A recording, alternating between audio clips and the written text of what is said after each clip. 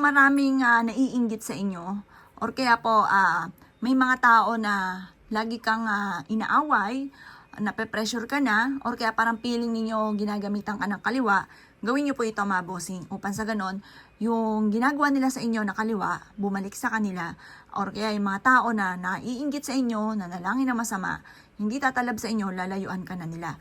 Gawin nyo to Tuesday or Friday mga bossing. At very powerful po ito mga boss. Basta naniniwala ka sa ganitong mga pamamaraan. Kailangan po natin na ang bilang ng toothpick ay 4.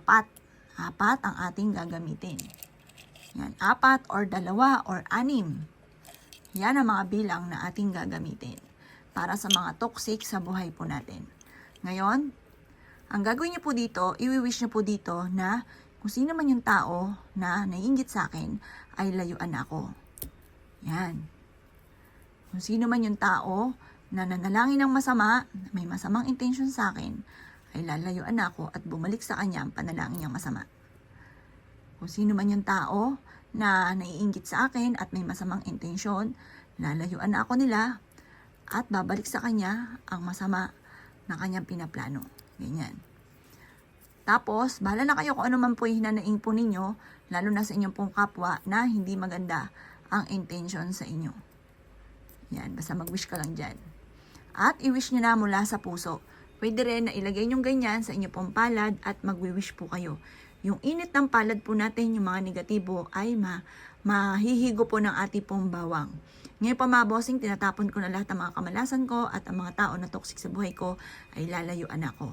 Pagkatapos, pag napadaan ka sa mga running water, kagaya ng ilog, dagat, yung pwede nyo tapunan nito, lawa, pwede nyo tapunan nito, sabi nyo, itinatapon ko na ang mga toxic sa buhay ko.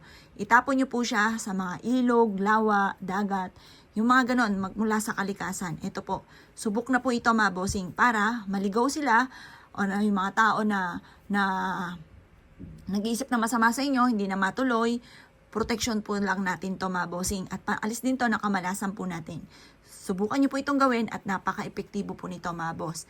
Kapag gumawa ka ng ganito, isisikreto nyo lamang. Huwag nyo na itong pagsasabi kahit kanino. Kasi once na may nakakalam, yan po mga bossing ko ay nauudlot ang swerte. Gawin nyo po siya mga bossing ko at makakatulong po ito upang sa ganon, kayo po mga bossing ko ay lumevel up ang swerte.